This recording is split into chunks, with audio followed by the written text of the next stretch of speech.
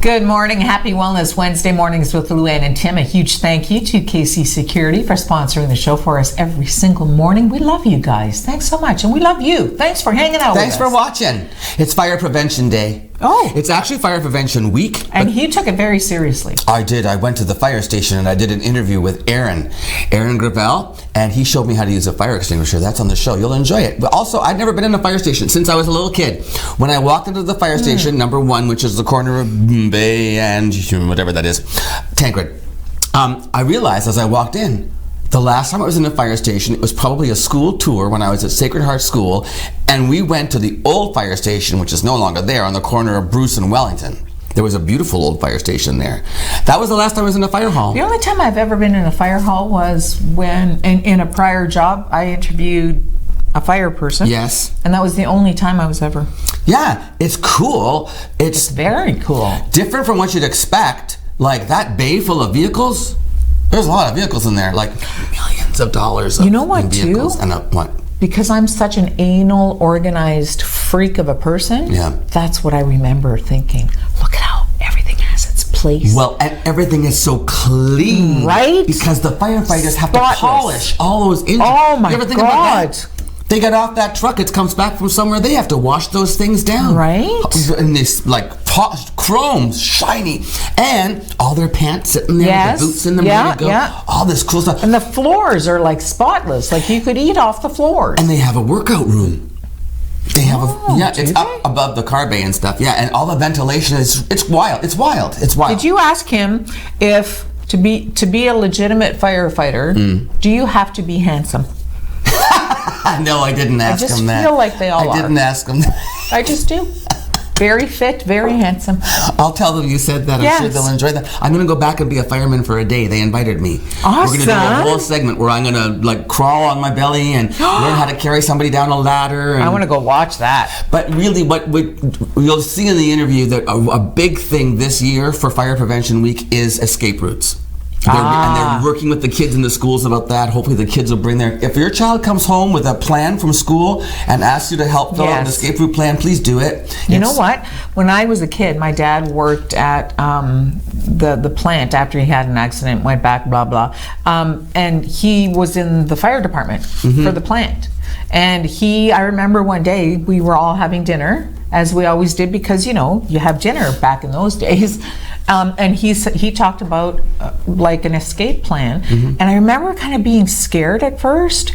And then as I thought about it, I felt so much more secure. Absolutely. Because I thought, okay, you know what? My window's right there. Did you have a hiding place for when someone broke into your house? No. I did. Did you? Oh yes, we had a big old house, and I was on the 3rd floor, and so I always figured if somebody broke in and was downstairs hurting anybody, I would have the chance. I'd be the last one they'd find. So you wouldn't go help the people that are being hurt? Oh heavens, no. I had a headboard that was like a built-in, and when you and the double bed was on wheels, and when you pulled the bed out, you could get under the headboard. So I would pull the bed out and go into there and pull the bed in. That's where I was going to hide in case anybody broke into our house. Wow. I never even thought about that. But I never had an escape route for a fire, though, and that would be more important, I think, in a 3-story old home. Yeah, absolutely. And you know what? There's a way to do it, of course, in a way that you don't scare your kids or your family. Oh. Just say, and then we all meet at the end of the driveway, and everybody will be fine. See, Luann, this is why you're a mother. This is why I'm a mama. You're very good. So it's Fire Prevention Day, and it's also Emergency Nurses Day. So if you're going to the emergency room, don't bring her a cold, bring her some flowers. Don't barf on her shoes. Well, although I must tell you, that's one quick way to get seen. I've had that happen. You throw up on the triage nurse's shoes, you're in like Flynn. But don't do that today. No, and would you say, don't bring her a heart attack, just bring her your heart. Yes, just bring her her heart. So speaking of, so why I would plan how to hide, scary movies. As a child, I loved scary movies. Did you? I never did. I loved being terrified. I just started watching them maybe in the last 10 years or so. I can remember watching The Thing, late at night on black and white TV with my cousin Donald. He'd come over and we'd watch scary movies. There was a WKBD Channel 50 in Detroit used to show scary movies on Friday nights or something, and we'd watch them. Really? Yeah, and get scared. But now there's a way to make a horror film less scary. It's a Twitter trend right now. It's trending on Twitter. How to make a horror film less scary. Just change the title slightly. Like Friday the 12th. And then it makes you go, Yeah, the Texas Coleslaw Massacre. That's way friendlier. Buffy the Investment Banker. That's not frightening at all. Sweet Dreams on Elm Street. Isn't that lovely? I'd rather have that one. Night of the Loving Dad. That's great. I like that. That's The a Exorcise. Nice one. The Exorcise. No, wait, that's actually worse, isn't it? Yeah, it is. That's a horror. The Last exercise. Blouse on the Left. I like that one. And then I said the thingy. That's not scary. The thingy. And of course, I forgot what I did last summer. Those are frightening. So you can make a movie less scary. Just change the You title. know what? That's a great idea. That's an awesome idea. I was watching a show where the mom of 4 daughters, very young. That's scary right there to me. That right there is a basis for a horror film. They wanted to watch just a horror flick on YouTube. Okay. And the mom was like, yeah, no, you guys. And then she caught them looking at it. So she came back the next day and she showed them a video of the guy getting made up. Oh, so it's... And said, then you can watch it. So just to show you that it's not... No, you know Meanwhile, what? the weird thing about this show... It's called Evil. Have you seen it? No. Awesome. Really? Seriously. What? She dreams about this... It's a series? Yeah. She dreams about this reptilian kind of like devil thing with a knife. And in her dream, he cuts fingers off. Okay. And her littlest daughter has the same dream with the same guy. The movie has the guy in it. Look at him. Oh. And he talks to her and he's got like green red eyes and They have the same dream? Yeah, they have the same dream, so they're just trying to figure out. And she's working with a person who's becoming a Catholic priest, and he's trying to debunk a whole bunch of, was that really a miracle? Or yes, there is the devil, and such an interesting show. Where is it? Where do you see this movie, this TV show, Evil? Thursday nights on my PVR. Okay, so you don't even know what channel you're watching. No. Okay, but it's called Evil. It's called Evil. Boy, the choices we have now on television. Oh my word, seriously. And you think, on this date in 1926 was when NBC first formed. And I said to Luann, 1926, they didn't have TV yet. Well, radio, duh. So, but imagine that network, 1926. And then in 1986, it was the debut of The Late Show starring Joan Rivers. Oh my gosh. Yeah, it ran on Fox for 2 seasons before she was fired. That? She was the first woman to host a late night talk show, and her first guests were Elton John and Cher. And Pee Wee Herman, there's a show. Oh my God. It's like a gay pride parade right there. She never really clicked, did she? She got a lot of criticism. She did. They criticized her all the time. Yeah. And then they fired her husband, and then he felt responsible for the failure of her show, and the marriage sort of separated, and then he committed suicide 3 months after she was fired. He felt so guilty for it. Isn't that awful? That's a sad thing to end on. Let's not end there. That's fine. Wait. Remember how we talked about the Joker? The movie Joker? Yes. Okay, first of all... And you were so poo-pooing it. Well, I didn't understand. Now, Kevin, our master controller, explained to me that it's not about the chronology, that the character that I watched in the film starring Joaquin Phoenix, by the way, the whole Jimmy Kimmel thing was a fake. He knew they were going to air the clip. It was all, he just was a straight... Yeah, it was a bit. His publicist said that. So anyway... that character that I saw, that Joaquin Phoenix played, he's not the same Joker that Heath Ledger played when Batman was all grown up, which would explain... He's not. He was like a copycat, like that guy, the Joker. Oh, no way. Joaquin Phoenix's Joker became like this icon that all these other people looked up to because he fought the system and all that kind of stuff. And so it wasn't even the same Joker. No, it was a guy who looked up to that Joker and then copied him. That's what Kevin tells me. If Kevin's wrong, don't blame me. But you know what? That's not obvious enough then. If you had to I guess if you're a Marvel person, you know this stuff, but I'm not really. Anyway, on the show today, as I mentioned, great interview all about fire safety for Fire Prevention Week. Enjoy that. And Arch is back on the show. They have a lovely event coming up that we can all participate in. It's healthy, and it's for a great cause. It's a moonlight walk through Hiawatha in support of Arch. I know, and you have the news. I do. I have the news. So please stay with us on Wellness Wednesday, and we'll be right back after this.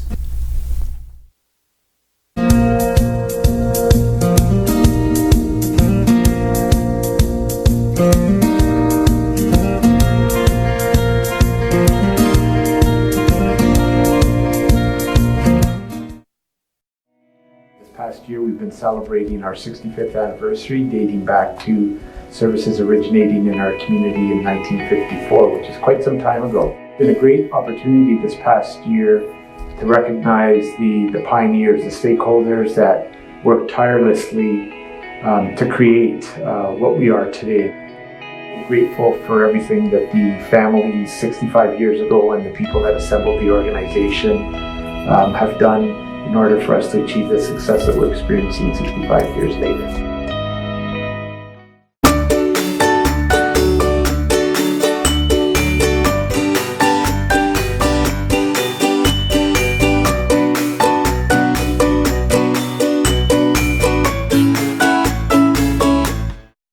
Welcome to the Machine Shop, our historic venue and gathering place for friends and family. Built in 1899 on the site of a Northwest Company trading post.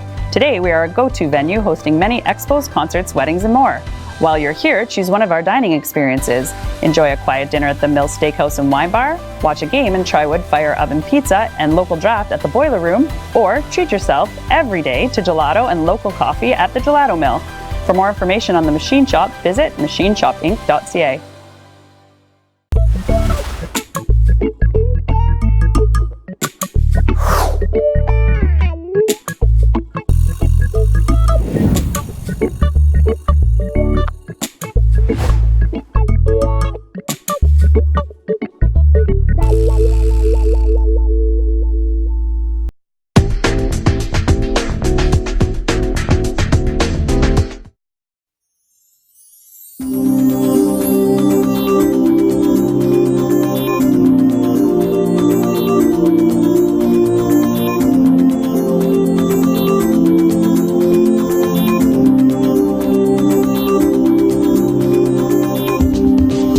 October the 6th marks the beginning of Fire Prevention Week, so I thought, what better time to come down to Fire Hall number 1 at the corner of Tancred and Bay and learn how to use a fire extinguisher.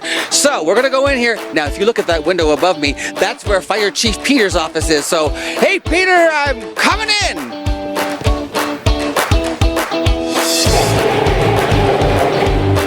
The airboat is like a 3-season boat. It can go on ice over water. It's got a Kevlar bottom. How cool is this?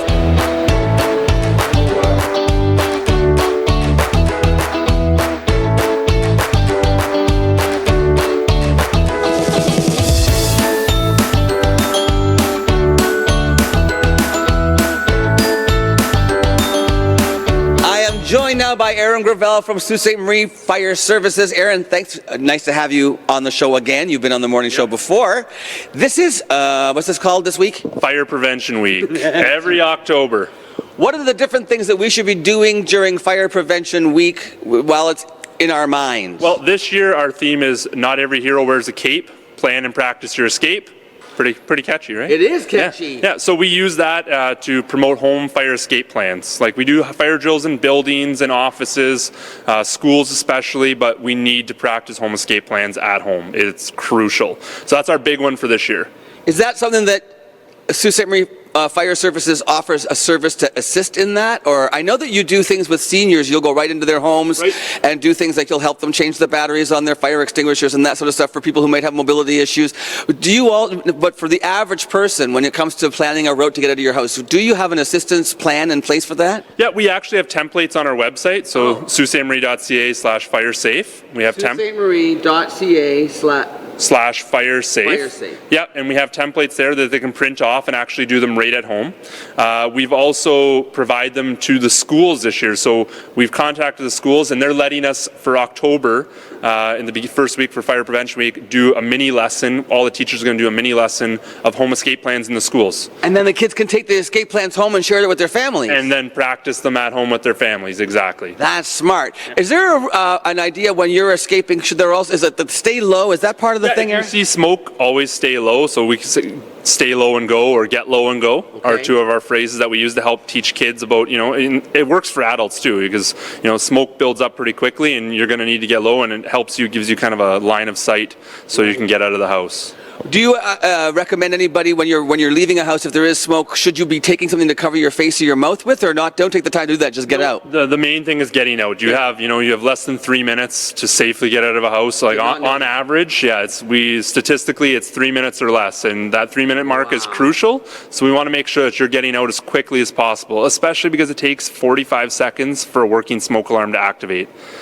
And so that cuts into your 3 minutes right there. Absolutely. So you're just over 2 minutes, and most fire injuries and fatal fires happen between 10 p.m. and 6 a.m. And what are you doing? You're sleeping, Aaron. Most people are. So you have to get up either in your pajamas or your underwear, and you got to try and find your way out of a house in roughly just over 2 minutes. In the middle of the night with stress and smoke and fear. Exactly. So if you don't have a plan, it's going to be a lot more difficult for you to go out, especially for younger kids and for seniors, things like that. We need to practice and plan and make sure that we get that down pat. Now, and I mentioned smoke alarms. You did too. Right. This is a great time also to be checking those batteries, or just change them. Change the batteries. We always say when you change your clocks, change your batteries. Okay. So fall back. Yeah, it's coming up. So we say change the batteries for that. Good. Yeah, we also say that checking the date on the back. On the back of your smoke alarm. Smoke alarms expire. That's right, just like milk, a little bit longer. A little longer. Yeah. 10 years roughly is the going, but you have to read the manufacturer's instructions on the back. Right. There's a whole tag on the back that tells you all about them. And if your smoke alarm does not have a date, it is 100% out of date. Get rid of it. Yeah, you need to put up a new one, and that includes hardwired ones. So ones that are electrically hooked in, the sensor wears out on them. They'll still have a power source, but that sensor wears out. Now, what about expiration dates on these puppies here? Because I've got a couple of these in my home. Yeah.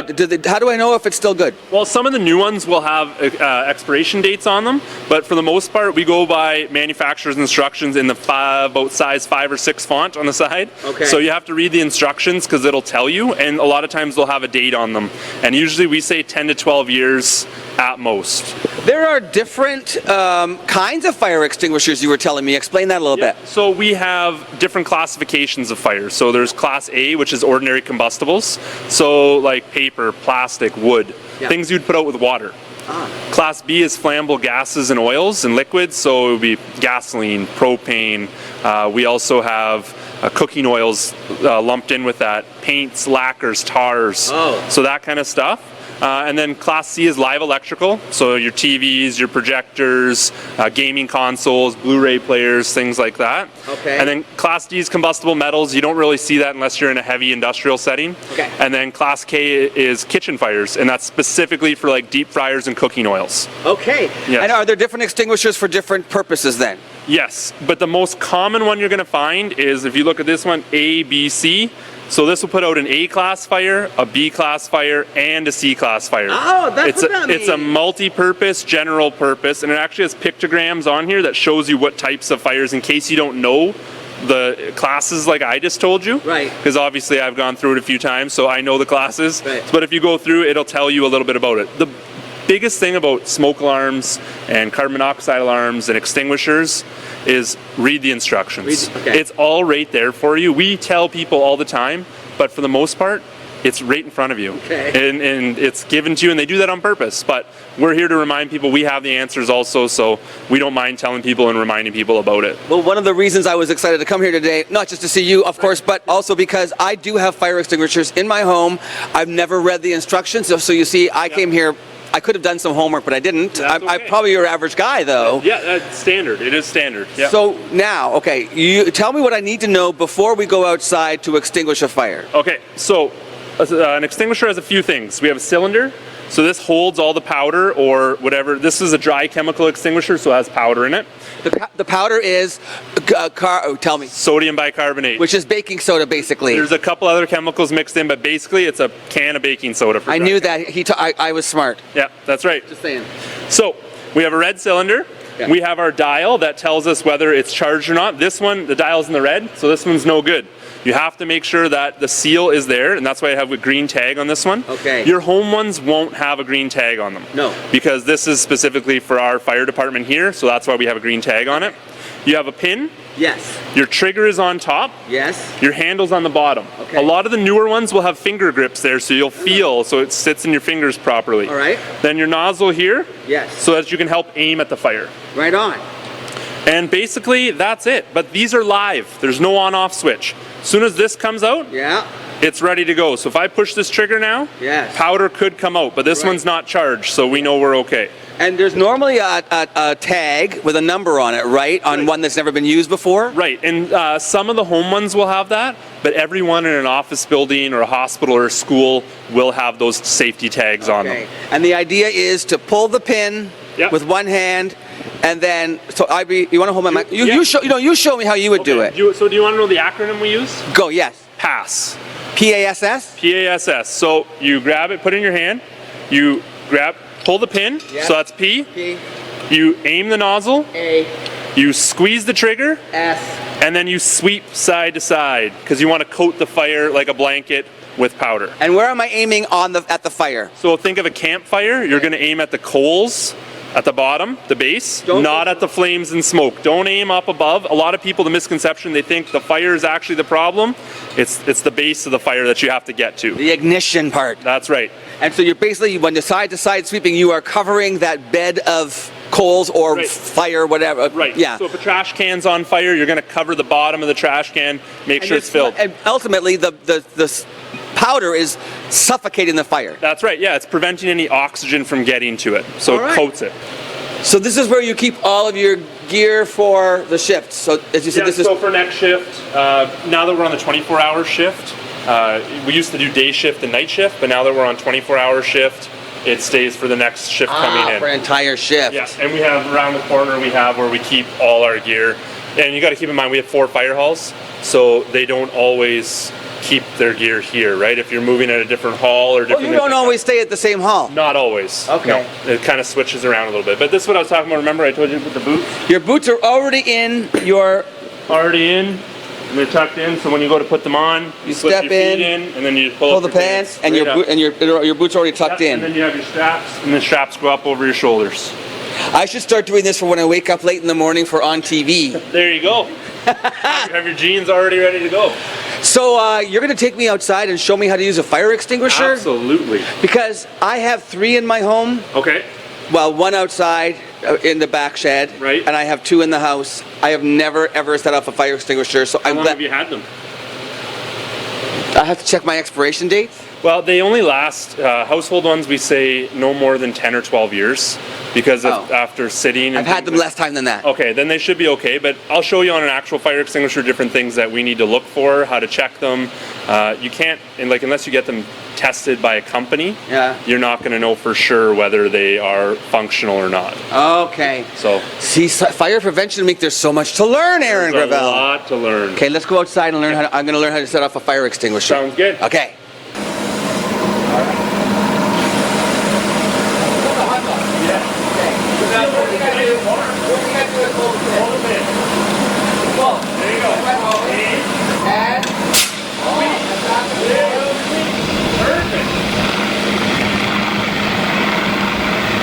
Just like that.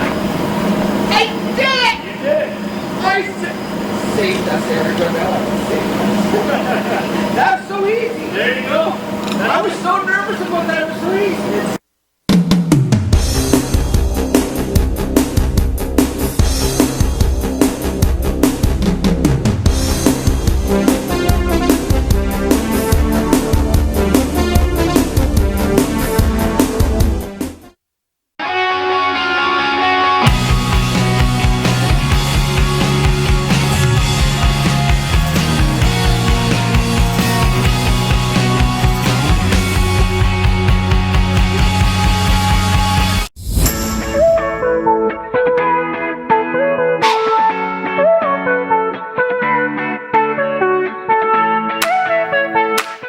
Welcome to the Machine Shop, our historic venue and gathering place for friends and family.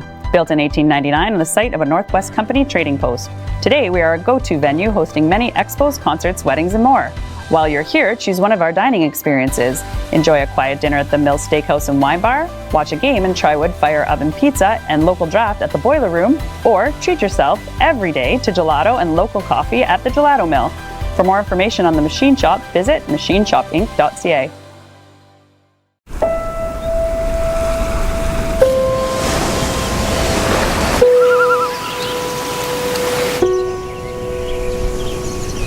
Here, your education is everything. supporting your true sense of purpose.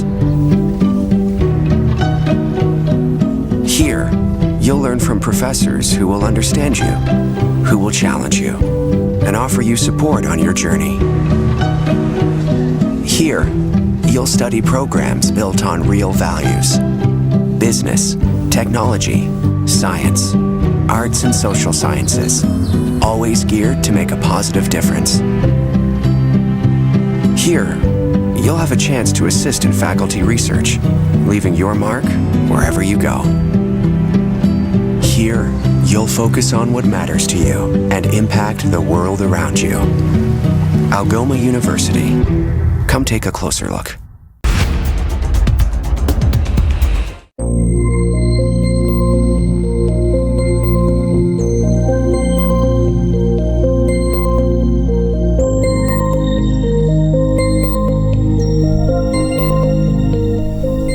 Happy Moldy Cheese Day, Luann. Thank you. Okay, so when your cheese gets moldy, what do? I cut off the mold and eat it. Okay, me too. My dad taught me that. I used to think it was gross when he did it though when I was a kid. But I like honestly, it's so expensive. Chop that thing off and just eat it. It's good for you. I know, and you know what? I mean, a lot of cheeses are moldy cheeses. Like blue cheese is mold. Did you know that gorgonzola is made from 3 different kinds of mold spores? Like they actually use mold spores to make the cheese to begin with. They're it's creating like a cheese out of mold. Yeah. I don't know. I love Anyway, did you know that gorgonzola. there's a job called a cheesemonger? No. A cheesemonger specializes in cheese, butter, and dairy products like a sommelier with wine. Stop it. Yes, and they will help you. They give you advice for banquets, for recipes. They do outsourcing for restaurants to recommend cheeses. Have you ever seen a segment on one of the food channels, Parmigiano Reggiano, they make in Italy, the big round. They have a special tool, they just poke a hole in and then they test it by tasting it. See, he's probably... Parmigiano Reggiano. I like how you say that. King of cheese. So happy Moldy Cheese Day. Don't be afraid of the mold. Sometimes it's all about the mold. It's about the mold. Maytag Blue. That sounds like you're eating a dishwasher. Doesn't it? Maytag Roquefort Brie. I did not know that Brie counted as a moldy cheese, but it turns out the little covering on it, yes, it's called cat's fur, and that's a type of mold, and it has to be very carefully created. That little. Oh. Yeah, I know. I always bake brie, so I don't. Camembert, gorgonzola, and Stilton. Yum. So you don't mind it? It's very strong Stilton. Yeah. I like a little bit of Stilton with the butter on a steak. Oh, that sounds delicious. Can we go eat now? Yeah, let's go eat. Okay. Hey, you know what? No. Matt Lauer, back in the news. Matt Lauer's back in the news. Apparently. Not bad news again. Yeah. The guy. More accusations? A new Ronan Farrow book has been released. He's and New it's York called, Times. Yes, and it's called Catch and Kill. And in it, the book was intentionally to focus on Weinstein. Harvey Weinstein, yes. Harvey Weinstein. He did a whole and expose, Ronan did. Yeah. So the book was geared towards that. But he spoke to a former NBC employee, and her name is Brooke Nevels. Okay. And she says that she was anally raped by Matt Lauer. Oh my in heavens. his hotel room. But the weird thing about this. What? In his hotel room? In his hotel room. Oh, Matt Lauer. I know. But then she continued to have a purely platonic, no, not platonic, a purely sexual relationship with him. Wait, what? So She was sexually assaulted and then carried on a sexual relationship with yes. him? She says she was anally raped by him, are her words. But then she continued to have sex with him. Okay. So that's a weird thing, no? I guess so. She said, I remember my face in the pillow crying because it hurt so bad. Oh, heavens. But she went back. But she went back. Well, Matt Lauer. I don't understand it's like that. Betty Crocker. They always come back for more. but wait a minute. It changes everything about him. Doesn't it? I had a crush on Matt Lauer. Well, I never did. I always thought he was an egomaniac. See, well, maybe you had a better... Ann Curry, she got ripped off because of Matt Lauer. She got booted off because of him. I swear. I think that. And I probably am right. Oh. Yeah. I don't know where to go now. Go to commercial. Wait, what's next? Oh, I have... The news is next. Yes. Look at us as if we know. And then I have some scoop on Miley Cyrus when we come back. Oh, good. Yes. Can't wait. Stay tuned for the news. We'll be back right after this.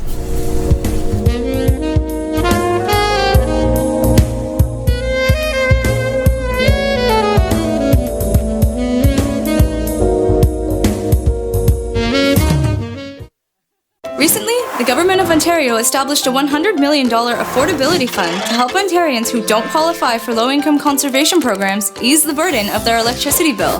Whether you rent or own your home, as long as you pay your electric bill, you could qualify.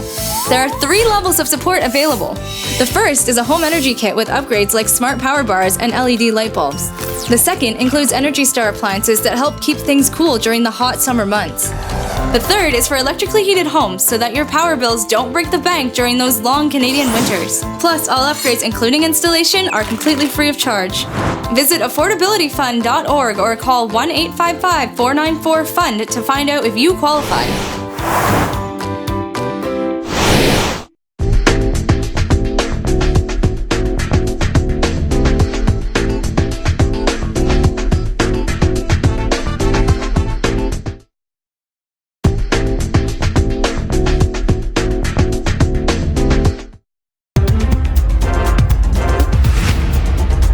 The Sault Ste. Marie Chamber of Commerce celebrated 130 years of operation yesterday afternoon at their General Assembly hosted by the Machine Shop. ONNtv stopped by to speak with Chamber CEO Rory Ring about why Sault business has a newfound excitement around it.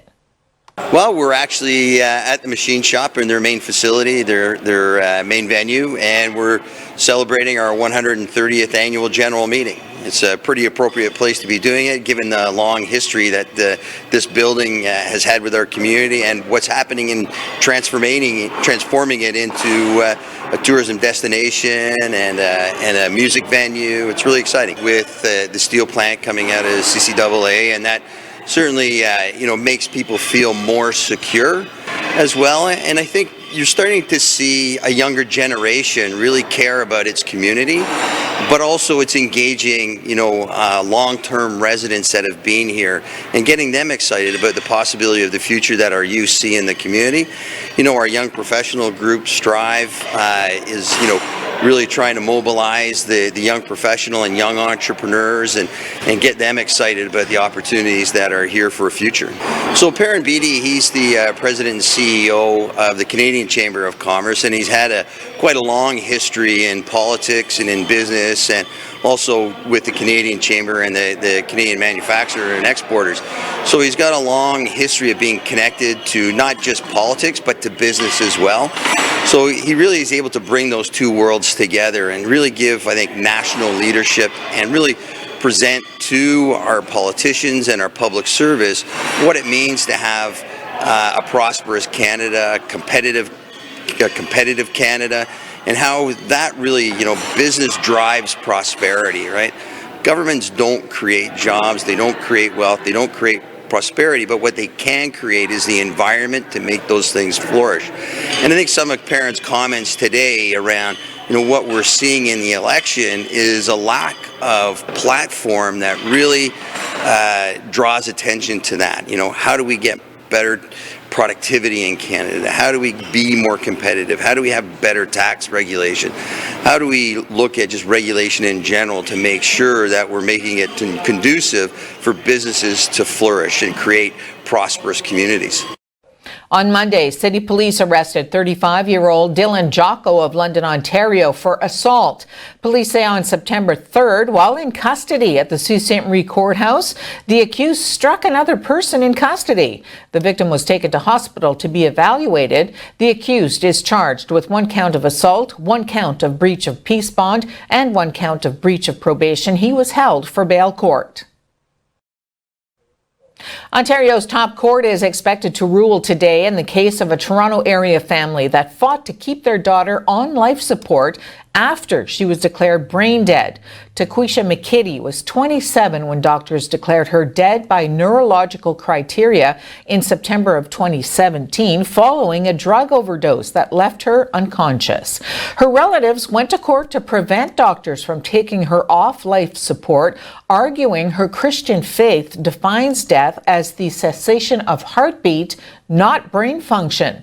They argued the Charter of Rights and Freedoms requires doctors to make accommodations for religious beliefs in making that determination of death, and were granted an injunction to keep McKitty on a respirator until the case was resolved. An Ontario Superior Court judge ruled against them in the summer of 2018, saying the charter does not apply to McKitty because it only protects persons, and a clinically dead patient is not legally a person. The family challenged the ruling, arguing that determining and certifying death is a function delegated by the state and therefore subject to scrutiny under the charter. Lawyers representing McKitty's doctor, meanwhile, argued the family's appeal relies on evidence that was rejected by the lower court judge and that it misstates several facts. They said the judge was correct to find brain death is death in the eyes of the law, and that this definition does not infringe on charter rights. The appeal ruling expected today will have no impact on McKitty herself. The woman's family said her heart stopped in December of 2018, rendering her dead, in their view.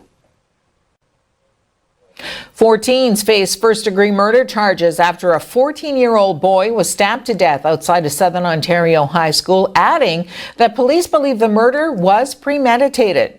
Hamilton Police Detective Sergeant Steve Bereziak declined to offer many details about the death of Devin Selvey, who was stabbed Monday afternoon just outside his school as his mother looked on. But at a news conference announcing the latest developments in the case, Bereziak said investigators believe the incident was clearly targeted. Bereziak said police arrested a 14-year-old boy and 18-year-old man hours after the alleged stabbing, adding both have since been formally charged with first-degree murder. 2 other suspects, a boy and a girl, both 16, have since been arrested and will soon be charged with first-degree murder as well. The RCMP say charges have been laid against 2 Quebecers for their alleged involvement in a cyber attack of Bell Canada customer accounts. Nana Koranteng and Josiah Russell Francis of Montreal are to appear on charges including unauthorized use of a computer, fraud over $5,000, conspiracy to commit fraud, laundering proceeds of crime, identity theft, and identity fraud. The Mounties began the investigation dubbed Project Abalone in 2018 after it was notified that some Bell accounts were breached and personal information was actually stolen. The RCMP say the suspects were identified after a number of stolen accounts were used to fraudulently purchase goods online.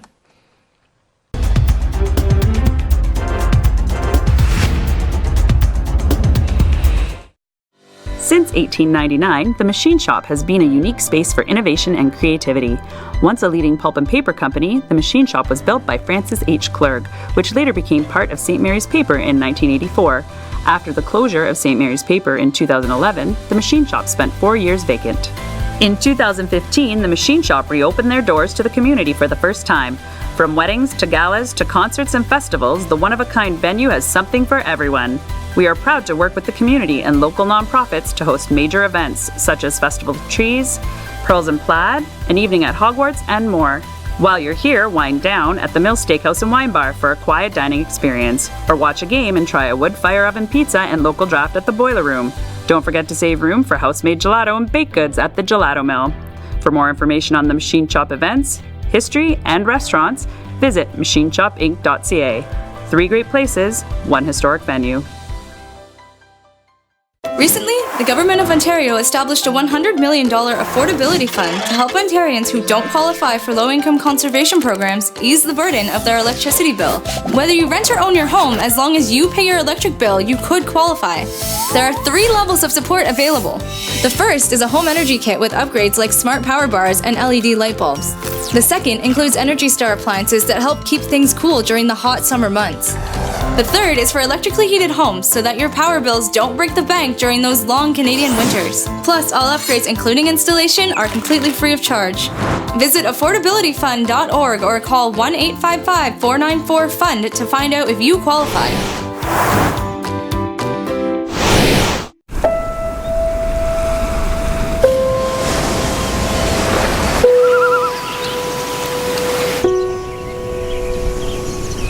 Here, education is everything, supporting your true sense of purpose.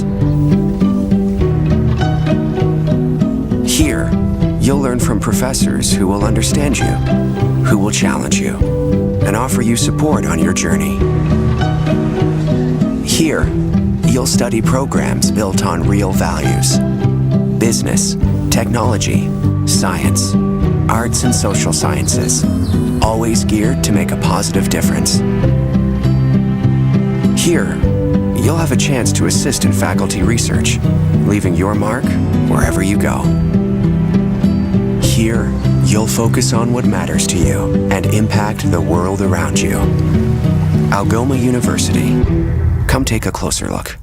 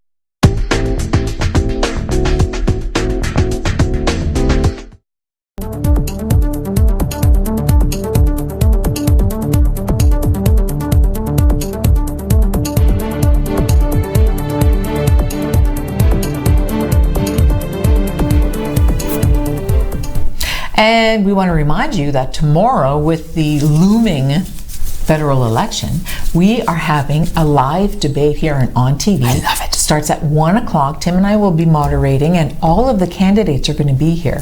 It's going to be a very, very quick debate. It's going to be an hour long, and there are 4 questions, and then the candidates will be able to ask one other candidate a question as well. I call that round robin. Round robin. And that will encompass the whole hour for you. So we're looking at some very specific, very local issues. So we want you to stay tuned so you can be an informed and educated voter, because it's so vitally important for you to vote. Absolutely. Lecture over. Okay. I love these live debates though. Me too. They're so much fun. They're exciting. They're interesting. Yes. Okay, so I promised Miley Cyrus. She has tonsillitis. Oh no. Yeah, she's really upset. I'm surprised she doesn't have more than tonsillitis. For all the action she's been getting lately. So she has tonsillitis, and Cody Simpson, her latest squeeze. Yes. This is number 3. There he is right there. He's been nursing her back to health. Aww. When I had tonsillitis, I ended up in the hospital with a popsicle, and she gets that. Yeah, what? Where's the fairness? Although if I had that, what would you do with a sore throat? La la la la la la la. Finding my happy place. Thanks for being here, Cody. Anyway, good. She's got a lot of stuff on the go. She's got a gig she has to get to. So she's like, tonsillitis sucks, and I was like, yeah, well, you know what? Get over it. You're a millionaire. Yeah. Miss a gig or You're two. a millionaire with a cute Australian by your bedside. What more do you want, Miley? Just get over it. I have a cute story. Country star Eric Church was doing a concert. He's young. He's very young and very good. And he had a 10-year-old in his audience holding up a sign saying, please sponsor my school fundraiser, Jogathon. Oh, how cute is that? Isn't that adorable? How cute is that? Because as a parent, when you get those fundraiser things at home, it's like, oh my God, here we go. I have 0 family in Sault Ste. Marie, so I couldn't go bug grandma and grandpa or anybody for hit them up for it. So you either go with the kid around the neighborhood or you buy it all yourself. So anyway. What did he do? He gave his school, this kid's school, $10,000. Wow. Right there. Now watch what happens. Every concert this Mr. Church gives from now on, he's going to have kids holding up signs. Sponsor my sleepathon. Sponsor my canned food drive. Sponsor my... sponsor my college education. I'd like to actually say at this point in time that all of my neighbors who have children, you need to pay my dental bill, because I have bought chocolate bars from your children for the last 12 years, and you're the reason that I have cavities. The problem is you're supposed to still brush your teeth. Oh, darn it. Right? Have you heard in your ear whether my guest has arrived? No. Okay, so listen, Arch Hospice is having this event at Hiawatha. It's a moonlight walk. It's on the 19th. On the 19th of October. At 6:30. Thank you, Luann. You're At welcome. 6:30 p.m. So please support Arch and look into that. The guest didn't show up. There must have been a communication breakdown. But instead, we did a great interview with Lisa Vezzo-Allen about this new grocery store happening on... So brilliant. It's a social project. It's opening on Gore Street. And it's a Grocers for Good. And so check that interview out after this short break from our commercial sponsors. And once again, thanks Casey Security for being our sponsor this month. We'll be right back with this interview after this commercial.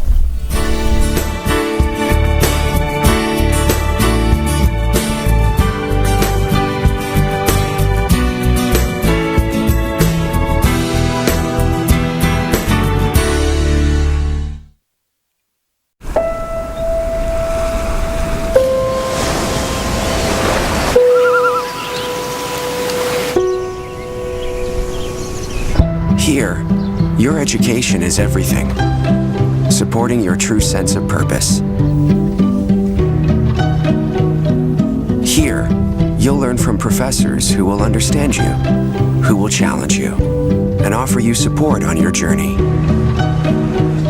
Here, you'll study programs built on real values: business, technology, science, arts and social sciences, always geared to make a positive difference. Here, you'll have a chance to assist in faculty research, leaving your mark wherever you go. Here, you'll focus on what matters to you and impact the world around you. Algoma University. Come take a closer look. Recently, the Government of Ontario established a $100 million affordability fund to help Ontarians who don't qualify for low-income conservation programs ease the burden of their electricity bill. Whether you rent or own your home, as long as you pay your electric bill, you could qualify. There are 3 levels of support available. The first is a home energy kit with upgrades like smart power bars and LED light bulbs. The second includes Energy Star appliances that help keep things cool during the hot summer months.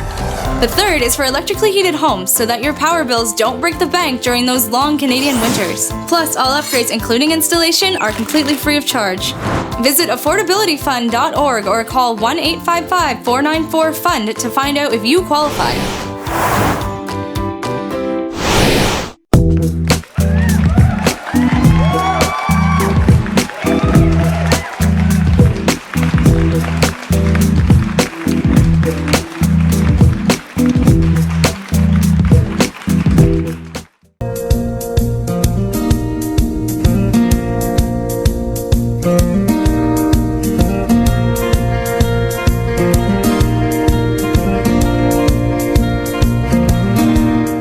Welcome back to the morning show. I bet you weren't expecting to see my face on it. I know I was doing the morning show last week, but they had to bring me in once again. And this whole idea that we're about to discuss just checks off so many boxes for what this community needs. And I'm so excited to bring in Lisa Vezzo-Allen to discuss it a little bit. So Lisa, quickly tell us a little bit about what Grocer for Good is. Well, thanks so much for having me, Alex. And it's Grocer for Good Ability Development Program. So we'll be known as Grocer for Good. So really the primary goal of the model, especially with the grocery store, is skill development, paid employment, and also just getting people more engaged in their greater communities. So that is really the primary overarching purpose of the organization. As well, it will employ persons with an autism spectrum disorder, other intellectual disabilities, and chronically underemployed. So we're really taking a look at people that have a barrier to employment so that they can gain some really great job skill development, as well, you know, get up and go to work. Right. Because that's That's what we do. And it gives them such a sense of pride to be able to say, I'm going to work, I'm earning my keep, and it makes them feel that much more a part of the community. So it just, like I said, checks off so many boxes, and even the location of the store makes so much sense. So it's going to be located at 133 Gore Street. And why did you decide that location? It was interesting. It was a number of different factors that led to the location. I was at one of the partnership meetings at the Neighborhood Resource Center. All the managing partners and collaborative partners, we meet twice a month, and I saw the For Rent sign. I was like, oh, I think I'm too early on to take a look at it. Right. But a couple of my board members, we went to go see it, and then we went back again, and really it ticks off a lot of boxes in terms of location. It's close to transit. It's in the neighborhood primarily where we want it to be located, and it is located in a designated food desert. So it really did hit a lot of the different aspects that we were looking for, and the space has just been renovated. So space-wise, it's also something that we can just go in, and there's not going to be a lot of leasehold improvements or anything like that because it's all been done, and it's affordable. So when you're looking at sustaining a model, affordability is key, but also you want your employees to be safe, you want it to be a positive environment, and it also creates another organization in that Gore Street hub to really kind of build on what that neighborhood is becoming, which really started with the Neighborhood Resource Center exactly where I was 5 years ago. So I'm beyond excited to be at that location. And it makes so much sense. Like you said, when Walmart closed in the Station Mall, the office was kind of talking about where are people going to go downtown who rely on transit to go get groceries. I mean, are you going all the way up to Great Northern to go to your grocery stores? It's kind of unrealistic to expect a family that maybe has a young child to bring all of these groceries home. So this just makes so much sense to have something downtown again. This is fantastic. So what sorts of jobs are going to be available to be applied for, and what sorts of people are you hoping to fill those roles? I know you were saying in another interview you did that some people are going to prefer the quiet backroom job, some people are super social, so maybe dive into that for us. So I've met with both Ontario Works and Ontario Disability because really the key for any organization to thrive is collaborations and partnerships. So we will definitely place people on their roster in the store, and it'll be a number of different things, and that's really what we're working on right now is making sure that those job descriptions and tasks match with the people that we're going to be servicing. So it's a little different than, say, a typical model in terms of policies and procedures and task lists and job descriptions. So, it'll be anything from a greeter to someone who can clean, do cash, do inventory, stock shelves, tidy up. So it's a variety, customer service. So it ticks off a lot of boxes in terms of both skill development and also for people that are very maybe apprehensive to be social. Right. It gives them a nice, really kind of highway of ease into that next role. So maybe they start just stocking shelves, but then maybe they'll talk to some of the customers that are in the store, and then maybe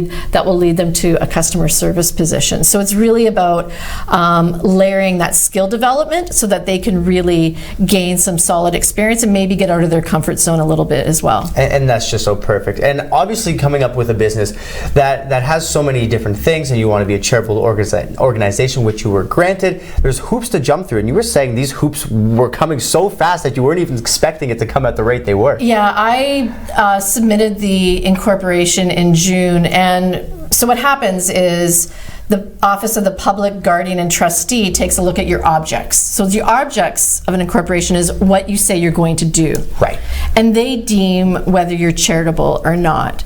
And I got the incorporation back about the third week of July, and they deemed us charitable, and I was just ecstatic. I kept reading it. I was like, am I reading this right? Do I have to pinch myself? Am I dreaming? So, and I did all of this myself. So I was lucky that I have, the background I didn't have to hire a lawyer or do any of that stuff, which really has saved us a bunch of money in terms of startup. It also made sure that we were very specific in what we wanted to do. And I have a great and varied board of directors. So there's 6 of us, and we all have different backgrounds, but we all share the same common goal. And that's been a really, I think, key piece in getting this organization going. And I'm very humbled by the support that I have from both my board of directors and from the greater community. Yeah, the community partners you were listing off, the list goes on and on, but I think everybody can kind of see that this is just a fantastic idea. Now, for the product in the store, how will the pricing for that work? I know by donations a little bit different. So anything that gets donated, so we will be on the Harvest Algoma food rescue list for donations. That will be pay what you can. We do need to remain revenue neutral. We need to be able to sustain operations, pay our rent, pay our insurance, our utilities, we will have a program manager that will be full-time. So we need to be able to do all those pieces, right? As well as pay some staff as well. So then right now I'm working on a supply chain so that we can have goods in the store at a low markup, but also be able to take advantage of someone who has greater buying power than say what we do. So right now I've got one proposal in for one supplier. If that doesn't work out, then we'll just move down the list. Like, I'm almost at a loss for words. To see how fast things are moving for you guys as well is great. I know it's kind of taken you off by surprise a little Very bit, much. and now we're scrambling to get a logo and do all those other things you need for a business. Yeah. But let's talk about, obviously, there's going to be people at home right now that are thinking of people in mind that, oh, you know what, maybe they would be able to go and fit a job. But I'll stress before we put the graphic up, not until October 1st. October 1st. That's when we're going to have those resumes needing to pour in, but we're going to put Lisa's email up on the screen right now, so at least you'll have it, but make sure we don't want to bombard her quite yet. So when you see the email, just get it in mind, maybe start preparing that resume. Tell us before we leave, what about the soft launch and the grand opening? So we are anticipating a soft launch. That's what I did too. I'm thinking about food. Lunch. I'm hungry. I'm ready for lunch. I know. Third week of November and grand opening in December. Perfect. So things are moving quickly. October 1st for those resumes, but make sure to staying tuned to your news outlets to make sure you're up to date on Grocer for Good. It's in the name. It's just for good. Lisa, thank you so much. Thanks so much, Alex. Thank you for doing this for the community. A loss of words. We're going to break. I can't talk anymore. This is just amazing. More Mornings with Luann and Tim right after this.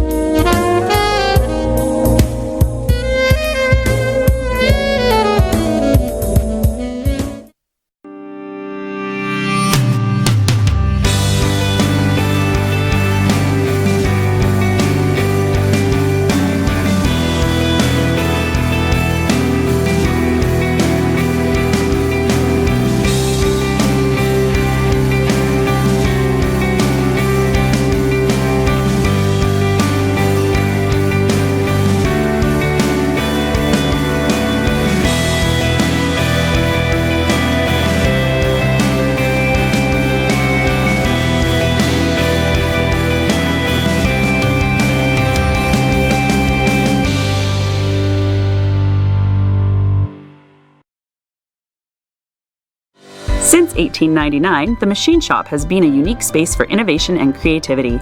Once a leading pulp and paper company, the Machine Shop was built by Francis H. Clerg, which later became part of St. Mary's Paper in 1984.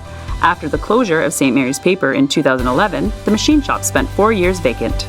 In 2015, the Machine Shop reopened their doors to the community for the first time. From weddings to galas to concerts and festivals, the one-of-a-kind venue has something for everyone. We are proud to work with the community and local nonprofits to host major events such as Festival of Trees, Pearls and Plaid, an evening at Hogwarts, and more. While you're here, wind down at the Mill Steakhouse and Wine Bar for a quiet dining experience, or watch a game and try a wood fire oven pizza and local draft at the Boiler Room. Don't forget to save room for house-made gelato and baked goods at the Gelato Mill. For more information on the Machine Shop events, history, and restaurants, visit machineshopinc.ca. 3 great places, 1 historic venue.